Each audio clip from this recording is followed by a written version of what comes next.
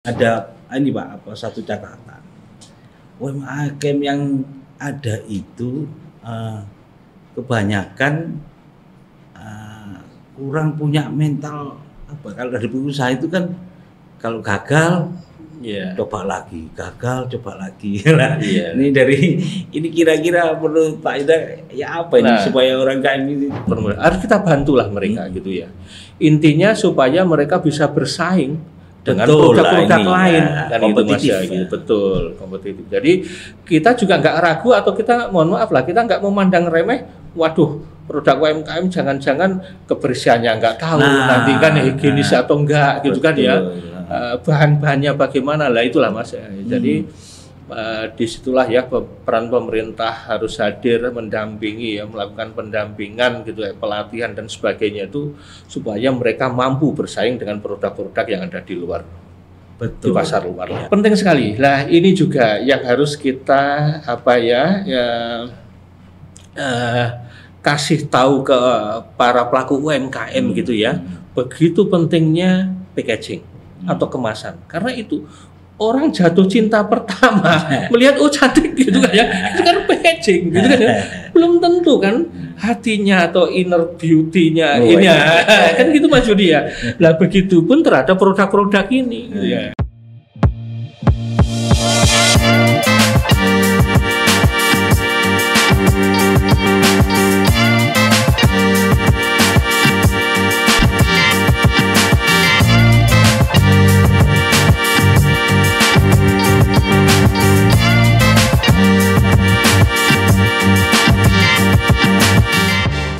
Ya, assalamualaikum warahmatullahi wabarakatuh. Waalaikumsalam. Salah satu isu penting yang sampai hari ini jadi perbincangan dan perhatian publik itu adalah keberadaan pelaku usaha UMKM, namanya usaha kecil menengah apa Pak? Usaha UMKM, usaha mikro, mikro kecil dan menengah. Jadi isu itu menjadi seksi semua daerah membicarakan atau memperhatikan persoalan UMKM ini. Ada pemberdayaan, ada pelatihan, betul. Dan ada yang tumbuh, ada yang tumbang juga, itu kan. Nah, saya bersama Pak Indra, ya lengkapnya nih Pak Indra Agustina, apa? Widya Agustina dari Komisi B, ya asal Pacitan, ya. Jadi saya tahu beliau adalah seorang politisi dari Pacitan yang dulunya seorang pengusaha. Jadi kan pasti tahu nih pengusaha yang jadi problem usaha kecil itu menurut Pak Indra ya apa Pak yang jadi masalah itu? Gini, UMKM menurut saya itu penting Mas. Jadi ini Mas Yudi, jadi apa maksudnya ya? Justru UMKM itu suatu ujung tombak lah perekonomian kita, gitu kan ya. Kalau UMKM-nya kuat gitu ya, insya Allah lah ekonomi bangsa ini biarpun dulu juga pernah ini ya terjadi krisis gitu ya, gitu itu. Tapi kan dampak kita nggak begitu karena salah satunya itulah ya. UMKM kita punya UMKM yang kuat lah gitu ya.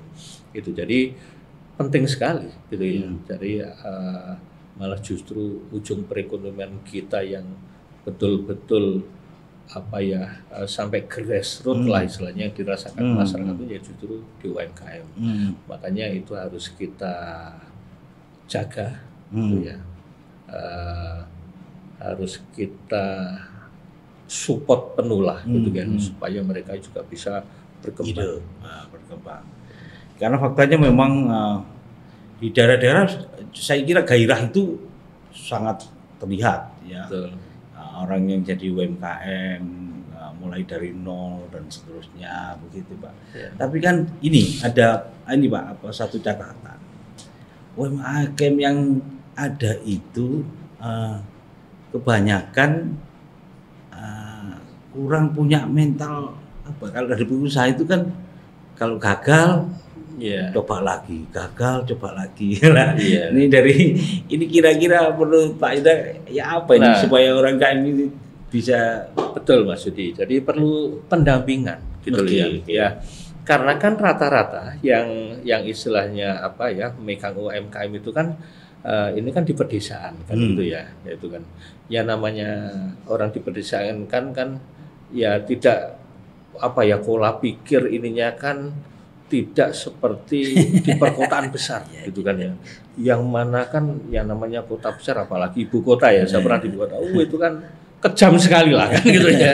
Dan istilahnya malah ada guyonan itu ibu kota lebih kejam daripada ibu tiri kan gitu ya. Jadi dalam arti di sana kita harus betul-betul tough. Jadi orang itu harus ya itu tadi seperti Mas Yudi bilang, kalau gagal bangkit lagi, jatuh berdiri lagi kan gitu loh. Nah itu mental itu mungkin yang di orang-orang desa belum sampai segitu ya. Jadi makanya perlu kita kasih pendampingan, perlu kita kasih apa istilahnya ya, pelatihan gitu ya. Memang harus terus itu Mas Yudi, karena merubah mindset itu ya tidak semudah membalikkan telapak tangan kan gitu ya. Itu kan harus continue, harus terus lah. Iya. Karena beberapa ini ada salah satu kasus ya, mungkin ada penggelitik Pak. Jadi ini makanan UKM dari sektor makanan Pak. Suatu ketika ada institusi yang memesan, nah katakanlah begitu, karena dia peduli dengan UMKM supaya UMKM-nya hidup. Iya. Pada itu kemudian dia ngirim apa yang disebut tester itu Pak. Apa ya? Iya tester lah ya, untuk dicoba. Rasanya oke Pak di testernya. Terus kemudian dipesan, sehari pertama rasanya oke. Sehari kedua oke. Pada hari keberapa itu mulai berubah. Iya. Nah, ini bisa saja kemungkinannya dua Pak. Dia dikerjakan orang lain atau dia sendiri mengurangi bahan supaya mendapat kayak gitu, tapi banyak Pak. Nah, iya Mas Yudi. Gini, kalau menurut saya itu juga bukan cuma terjadi di UMKM lah ya gitu ya. Mungkin UMKM yang baik juga ada yang nggak seperti itu kan gitu ya. Nah itu mindset kembali lagi Mas Yudi. Maksudnya gini loh, mohon maaf lah ya, ini bukannya ini ya, bukannya apa ya, rasis atau apa ya, maksudnya gini ya, kita itu harus belajar dari bangsa lain lah gitu ya, tidak perlu saya sebutkan ininya gitu kan ya. Kalau bangsa itu setahu saya gitu ya, betul-betul dijaga Mas, kualitas itu dijaga. Quality product kita sendiri ini ya, pribumi termasuk saya lah di situ. Itu maksudnya kadang-kadang di situlah kalau sudah merasa laku, sudah ada gitu ya, kita terlena. Maksudnya kita tidak menjaga mutu kualitas ya. Nah itulah, bahkan mungkin dikurangnya udah laku gitu kan ya. Dan biar untungnya lebih gitu kan ya, akhirnya mengurangi kualitas itulah ya. Nah itu salah lah menurut saya ya. Kita itu tadilah, kita harus belajar bisa mempertahankan mutu. Jadi karena gini, apapun itu bagi saya itu merupakan, biar itu tadi kan contoh makanan ya. Menurut saya gini loh, apa ya, itu kan produk gitu. Betul. Jadi yang mana produk itu juga harus membawa trust bagi pembelinya gitu kan ya. Kalau seperti itu kan akhirnya kehilangan kepercayaan. Betul. Itu kan ya mahal itu. Besok nggak pesan di situ lagi kan itu Mas Yudi ya. Jadi maksudnya ini yang kadang-kadang oleh apa ya, mereka nggak disadari bahwa dampaknya itu nanti juga efeknya malah merugikan kita. Dan seperti kita kan budaya istilahnya dari mulut ke mulut. Sekali si A tadi ngomong, wah jangan beli di sana. Betul. Ternyata sekarang ini nggak seperti dulu, rasanya beda gitu ya. Udah, kita juga nggak jadi beli di situ. Kita akan beralih ke orang lain. Nah itu kan akhirnya yang rugi kan dia sendiri Mas Yudi. Jadi itulah ya, itu ya itulah yang harus kita apa ya istilahnya ya kita ajarkan ke mereka gitu ya, supaya bisa menjaga mutu gitu ya. Kualitas itu harus kita pertahankan. Jadi urusannya mentalitas itu jadi penting ya bagi UKM. Betul. Dimanapun Mas, yang namanya mentalitas itu Ini selain dia terampil, mentalitasnya harus juga supaya nanti menghadapi badai anunya ini. Betul. Karena ini dirasakan banyak. Yang tumbuh juga ada, terus yang layu juga banyak juga. Dan, tapi ya ini kan upaya. Tapi memang saya sepakat dengan bahwa itu salah satu potensi besar kalau itu dikembangkan. Nah, ngomong-ngomong soal itu, sebenarnya apa yang peran pemerintah yang diperlukan untuk mendorong UMKM ini agar lebih meningkat, Pak?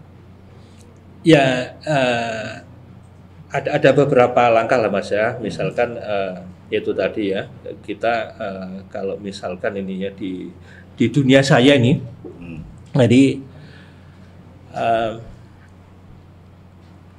ada pelatihannya kan gitu ya. Kita permudah akses permodalannya kan gitu ya, karena UMKM juga butuh modal gitu ya. Itu kita payungin dengan payung hukum, misalkan dengan perda gitu ya, untuk melindungi UMKM gitu ya.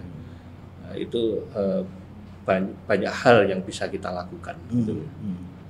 Itu jadi intinya kami harus melindungi UMKM supaya mereka bisa tumbuh berkembang dengan ya lebih baik lah ya, dengan adanya jaminan-jaminan tadi dari pemerintah gitu ya. Ada kemudahan dari pemerintah kayak gitu ya. Jadi pemerintah harus hadir di situ memang Mas. Ya, saya kira itu Pak penting ya.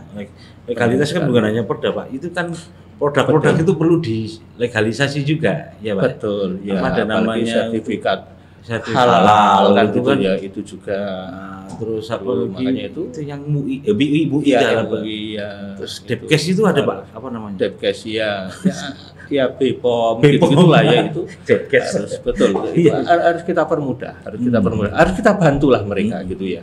Intinya supaya mereka bisa bersaing dengan produk-produk lain kan itu Mas ya, gitu. Betul, kompetitif. Jadi kita juga nggak ragu atau kita mohon maaf lah, kita nggak memandang remeh, waduh produk UMKM jangan-jangan kebersihannya nggak tahu, nanti kan higienis atau enggak gitu kan ya, bahan-bahannya bagaimana lah, itulah Mas ya. Jadi disitulah ya peran pemerintah harus hadir, mendampingi ya, melakukan pendampingan gitu ya, pelatihan dan sebagainya itu supaya mereka mampu bersaing dengan produk-produk yang ada di luar. Betul. Di pasar luar ya. Selain sehat, halal ini juga penting. Apalagi mayoritas penduduk kita juga muslim gitu Pak ya, yang harus clear dalam urusan keamanan. Iya. Jadi terus ya Pak. Ya, jadi termasuk gini ya, itu kan juga di komisi saya juga, bahkan halal itu bukan sekedar dari bahan gitu ya. Maksudnya? Cara kita. Itu bisa, ini barang halal, tapi ada perlakuan atau cara kita yang nggak benar itu bisa tidak halal. Contoh, misalkan ayam itu halal, gitu kan ya. Tapi kalau menyembelihnya tidak benar, Mas Yudi, itu juga bisa jadi tidak halal. Makanya ya saya baru sih ya, tapi sudah istilahnya ternyata sudah banyak yang melihat halal seperti itu gitu ya. Kalau ke masalah ya tadi misalkan ini contoh kan ya, ayam tadi ya bisa menjadi tidak halal karena itu cara menyembelihnya yang tidak sempurna atau salah kan gitu Mas Yudi. Makanya perlu pemerintah hadir di situ untuk menyediakan istilahnya rumah pemotongan hewan ya, RPH kan gitu ya. Itu kan salah satu langkah untuk menjaga kehalalan itu. Nah begitupun di produk-produk UMKM yang lain lah ya, makanan atau apa. Nah disitulah perlunya ini. Ya, sangat penting itu Pak, ya benar itu kehalalan dan sebagainya yang. Coba ada lagi Pak, ini tentang packaging. Kan banyak kemasan, mohon maaf, kemasan dari UMKM itu tidak menarik itu ya. Benar Mas Yudi. Jadi itu malah justru yang penting lah. Misalkan ini contoh saya sendiri nih, saya mau beli buku. Kalau saya lihat ini ya, mohon maaf, saya lihat saya buka kertasnya itu kertas buram gitu ya, kertas buram. Cetakannya kurang menarik, tampilannya kurang menarik, saya nggak jadi beli. Loh iya, benar ini ya. Jadi tampilan itu, packaging itu juga sesuatu yang jangan diremehkan. Itu penting sekali. Bahkan saya sering membeli barang karena tertarik packagingnya dulu. Misalkan gini Mas Yudi, ini kan kebetulan saya suka ngopi nih gitu kan, biarpun saya bukan perokok gitu, tapi saya hobi ngopi Mas Yudi. Salah satu bahan dari kopi saya, ini racian saya, itu kan ada gula aren. Gula aren, ya kan? Gula aren kan berbagai macam produk ini, gitu kan ya, ada gitu, berbagai macam kemasan ada. Gitu. Pasti saya pilih ini kemasan yang menarik, gitu kan ya, kemasannya yang menarik. Oh ini ada pohon aren, ada daunnya, pokoknya menarik lah ya. Jadi kita tuh bilang kayak, segernya kayak gulanya, organik bener nih zaman. Nah itu saya beli. Nah itu contoh, gitu kan ya. Jadi packaging sangat penting. Penting sekali. Lah ini juga yang harus kita kasih tahu ke para pelaku UMKM gitu ya. Begitu pentingnya packaging atau kemasan. Karena itu orang jatuh cinta pertama melihat cantik gitu kan ya. Itu kan packaging gitu kan ya. Belum tentu kan hatinya atau inner beauty-nya ini kan gitu Mas Yudi ya. Lah begitu pun terhadap produk-produk ini. Ini kayak Mas Yudi nih punya buah ini di sini ya. Makanya saya kurang tertarik. Mohon maaf Mas Yudi lah, ini polosan gini coba kan kalau dikasih gambar wah ini kayak betul. Jadi itulah Mas Yudi. Jadi sangat penting ya, packaging itu sangat penting. Kan berarti kalau di daerah itu kan pemerintah perlu menyediakan atau menggandeng ya untuk urusan packaging tadi ya. Menggandeng pihak-pihak yang bisa membantu mengubah wajah produknya UMKM gini, gitu Pak. Betul. Ya. Jadi betul. Kalau mereka membuat sendiri kan juga kesulitan untuk packagingnya dari produknya. Tapi kalau ada pihak lain yang difasilitasi pemerintah begitu Pak ya. Iya betul. Jadi alatnya juga Mas Yudi. Alatnya juga. Karena gini, kebetulan saya dulu sebelum saya di PLTU saya juga pernah di urusan packaging. Oh gitu ya. Yang dari biji plastik. Biji plastik. Ya botol-botol gini Mas Yudi, botol gini pokoknya dari botol plastik lah ya gitu ya. Botol air minum ya kayak ini, terus obat-obatan pokoknya yang dari plastik itu saya pernah buat. Gitu. Maksudnya saya pernah bekerja di situ, berkecimpung di dunia itu, gitu kan ya. Sampai aqua galon itu ya, galonnya air mineral gitu itu. Kami buat dulu gitu ya. Jadi pentingnya di situ Mas. Bahkan gini ya, sebetulnya bukan cuma tampilan menariknya, tapi harus kita fungsi ininya lah ya. Misalkan gini nih, dari galon air mineral itu supaya kuat. Karena itu kan akan dipakai berulang kali. Tidak sekali itu ya kalau ini galon ya. Nah, itu harus kita pikirkan juga Mas, kekuatannya gitu kan ya, kualitasnya. Betul. Kan gitu loh ya. Itu sampai kita itu mendesain gitu kan ya. Maaf ini, misalkan gini nih kan sering kita kalau galon aqua itu galon air mineral itu ya kan sering kita gelondong gelinding-gelindingkan itulah ya. Itu makanya kita buat itu supaya ininya kasar gitu ya, titik gitu, kekuatannya di mana? Iya Mas. Mediumnya istilahnya Pak. Iya, pokoknya desainnya itu bukan sekedar hiasan sebetulnya gitu. Tapi itu mempunyai tujuan, fungsi gitu. Fungsi untuk itu tadi supaya dia kuat. Itulah itu juga harus dipikirkan. Nah, kalau mungkin di UMKM kan tidak detail itu gitu kan ya. Itu mungkin cukup selain menarik, cuma bagaimana supaya bisa menjaga kualitas makanan. Kalau itu misalkan makanan bisa bertahan lama gitu loh Mas. Mungkin di situ. Betul. Karena kalau misalkan gini deh, kita membungkus makanan produk misalkan dari bubuk jahe lah ya, ini salah satu hasil UMKM seperti di Pacitan kan ada ya, dari jahe itu sudah kita keringkan, kita gitulah ya, itu kan dikemas, misalkan kemas dengan vakum dan kemasan plastik biasa kan beda. Ya, pernah itu loh Mas. Itu karena kalau vakum itu bisa lebih awet. Betul, awet. Nah, itu jadi memang waktu itu saya kacang Pak di vakum. Nah, betul Mas. Nah, itu. Iya. Nah, itu kan sekarang kan kalau vakum itu kan mudah lah gitu ya. Maksudnya di Shopee aja ada kan kan gitu lah. Kita bisa beli apa maksudnya dari apa e-market lah ya. Marketplace ya.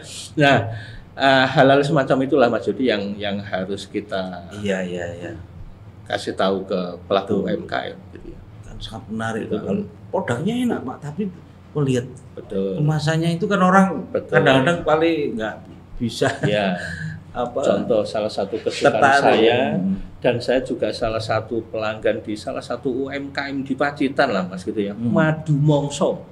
Saya tuh sampai kirim, iya betul, yang dari tape itu ya, itu Mas, itu saya beli dari Pacitan, kan itu kan juga perlu waktu ngirim ke sini. Belum lagi nanti kan kalau kena panas, ya namanya dikirim kan gitu kan ya, ngirimnya lewat apa kadang kita juga nggak tahu gitu perlakuannya. Itu biasanya dibungkus kertas itu Pak ya. Betul.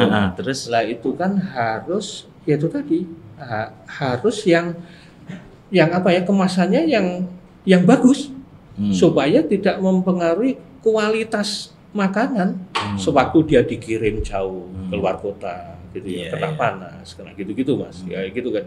Kalau nggak bagus kan tuh. Nah itu ini salah satu UMKM di Pacitan udah bagus melakukan packagingnya itu gitu. Makanya saya pun nggak ragu kirim gitu kan, tinggal pesan, telepon kirim gitu aja Mas, kirim gitu kan ya. Itu dan nggak merusak dan sampai awet, ya, karena kemasannya bagus.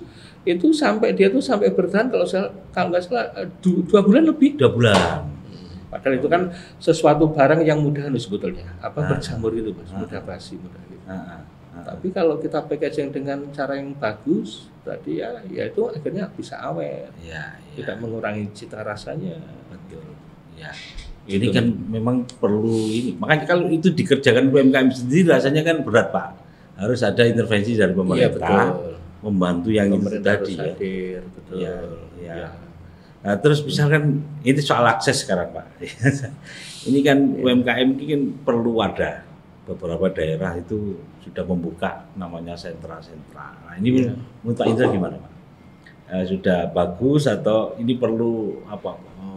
Tambahan? Ya perlu inilah Mas ya, perlu diperbaiki lagi atau perlu didorong lagi lah ya supaya karena kembali lagi sebagus apapun produk kita, kalau market pasarnya kita sulit, ya percuma. Dan itu saya juga ya waktu itu saya pas inilah ya turun ke daerah, ke dapil gitu ya. Itu salah satunya itu Mas, mereka juga mengeluhkan pemasarannya, marketnya. Jadi ada salah satu UMKM kami gitu ya di Pacitan gitu ya, di dapil kami itu apa itu Mas, membuat ini loh, makanan? Bukan, hiasan itu.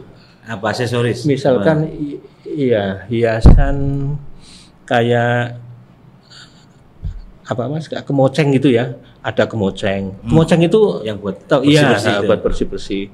Itu terus ada yang dari waktu kecil saya itu ini juga suka bikin gitu, misalkan ini saya panasin, saya bakar apa plastik ini saya bakar, terus nanti saya tetesin di misalkan ini saya cari ranting ini Mas ya, ini ranting pohon gitu ya, saya tetesin ini yang apa plastik yang sudah saya bakar meleleh gitu kan ya, akhirnya membungkus ranting ini kan, akhirnya kan terkesan gimana gitulah ya rantingnya. Kalau eksotik apa itu? Iya, jadi kayak seni gitu. Pokoknya jadi bagus lah Mas. Kalau ini cuma ranting biasa gini kan kurang menarik gitu. Apa ini ranting kan gitu. Tapi kalau sudah kita lelehin tetesan ini, itu terus dia bikin nanti terus ranting-ranting itu di ujung-ujungnya dikasih bunga-bunga. Jadi kayak membentuk pohon bonsai gitu-gitu loh. Iya Pak.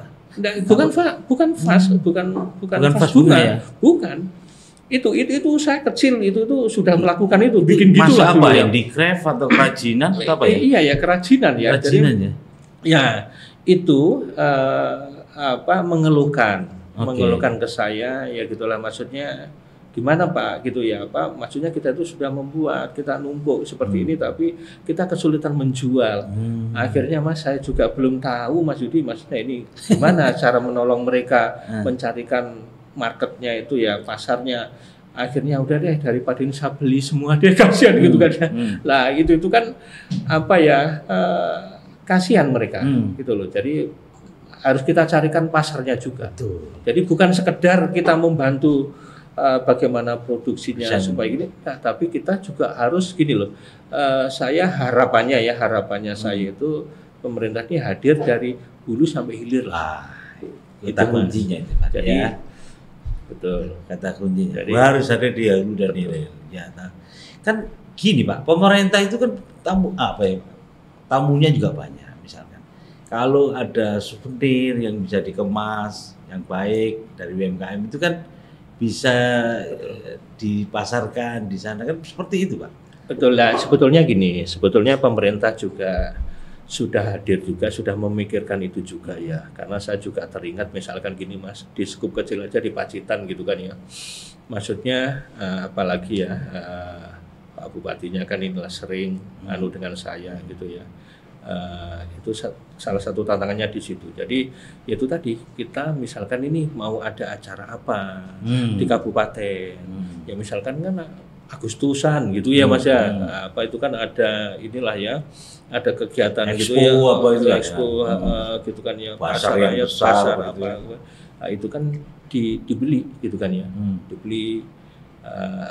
Ya tadi untuk ini Mas, untuk cenderamata, untuk souvenir, untuk oleh-oleh lah ya, tamu yang datang ke situ. Nah itulah ya, itu salah satu peran pemerintah hadir kan di situ gitu loh. Cuma ya memang mungkin karena ya semua itu kan ada keterbatasan, ada hal-hal yang tidak semudah itu juga gitu kan ya.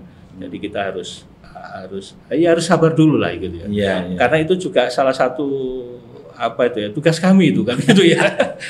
Tugas kami ya. Nanti mereka nagihnya itu juga ke saya juga kan gitu ya. Ya itu makanya kita juga intinya kita juga lagi mencarikan solusi yang itulah. Sebenarnya kita sudah hadir, sudah mewadahi ya dari hulu sampai hilir, cuma memang kan belum bisa maksimal lah, belum bisa sepenuhnya. Memang butuh proses juga, butuh proses, ya. Betul. Ini produk-produknya kan juga harus bagus supaya orang. Itu tadi betul. Gini, nah itu salah satu upaya saya waktu itu ya, mencarikan pasar. Ada yang sanggup. Ini produk lain Mas ya. Ini jahe. Ini produk dari jahe. Nah, ternyata ini Mas, maksudnya si buyer ini, pembelinya, dia minta dengan syarat, maksudnya gini, Mas itu bisa mensuplai saya berapa kemampuannya, misalkan gini, saya butuh per bulan gitu ya, sekian ton, gitu kan ya, gimana sanggup nggak? Ternyata ini nggak sanggup. Iya, kapasitas besar itu. Nah, betul Mas Yudi. Jadi itu kan juga juga ya, maksudnya ya, salah satu kendalanya di situ juga. Begitu ada pasar kan gitu ya, di sini nggak mampu memenuhi. Nah itu kualitasnya bagaimana? Ya itu ya masih menjadi PR kami lah. Iya.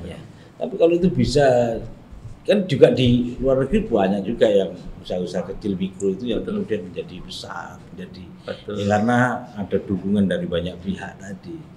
Betul bahasanya. Tapi saya pernah misalkan di Madura itu Pak, untuk Pak Jaya itu. Ini bawang Pak.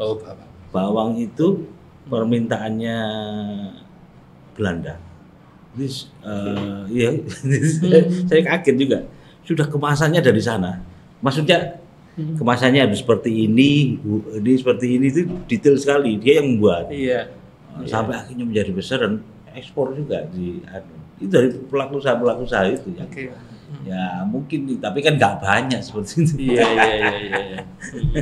Kalau itu bisa misalkan jahe, itu siapa? Jahe gajah atau jahe merah atau jahe imprit?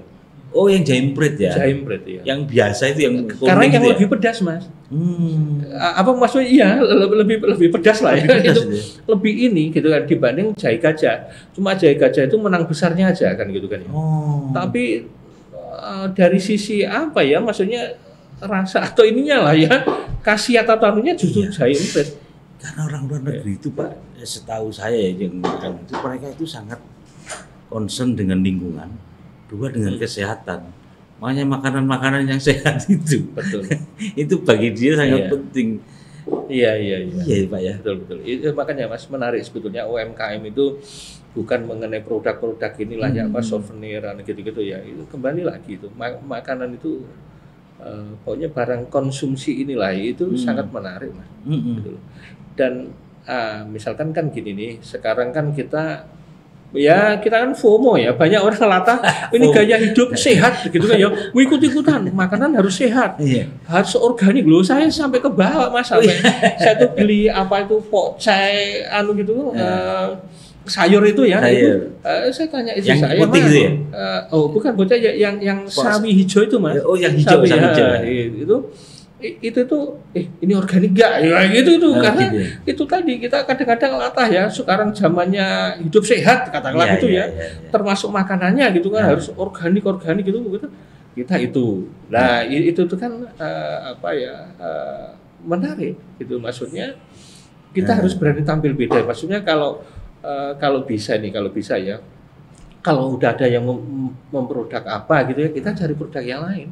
Jangan ikut-ikutan itu ini kita ikut itu ya udah nanti akhirnya persaingannya kan tambah ketat kalau gitu. Gitu. Jadi kita harus cari yang lain. Kalau misalkan tadi sayurnya yang biasa, kita organik deh gitu. Karena banyak masyarakat yang sekarang bergaya hidup sehat ini dari makanan dan sebagainya. Gitu itulah, kita memang harus jeli, pandai-pandai mencari itu ya peluang. Kalau peluangnya nggak ada diciptakan. Iya, betul Mas, harus diciptakan. Makanya itu kan perlu mindset dan mentalitas tadi. Iya, betul. Pak Indra. Mental kita masih itu kan. Ngomong sama pengusaha enak gini tuh. Ini pengusaha yang politisi. Jadi urusan begini. Tapi untuk akses pembiayaan hari-hari ini UMKM nggak ada masalah ya? Sepertinya nggak ada masalah. Nggak masalah ya? Nggak ada masalah, iya banyak. Banyak yang bisa ya kayak kur-kur itu tadi, ya. Kur-kur itu tadi ya. Bunganya nggak bisa besar gitu kan. Karena sejauh ini belum ada yang mengeluhkan itu ya ke saya gitu loh. Pak, akses pasar Pak yang paling banyak. Iya, pasar betul. Yang kalau udah betul-betul bilang ke saya Mas, Pak gimana gitu loh. Kita numpuk, makanya tadi itu akhirnya ya udahlah kasihan Mas, kita borong aja udah beli aja gitu kan. Jual online aja Pak. Biasanya kan yang unik-unik itu orang-orang senang juga. Iya sebetulnya. Makanya dia perlu dibekali. Betul. Ya, akses literasi digital. Betul ya. Oke, Pak Indra, waktunya lagi-lagi ini. Siap Mas mau Budi. bicaranya banyak ini. Moga-moga kita bisa nyambung lagi dan insyaallah kita bisa bicara banyak hal. Ya ini termasuk UMKM yang hari-hari ini ya terus ya tangguh lah. Biasanya harus tangguh untuk menghadapi situasi sekarang. Baik, teman-teman, terima kasih. Moga menjadi insight dan inspirasi. Mohon maaf. Assalamualaikum warahmatullahi wabarakatuh.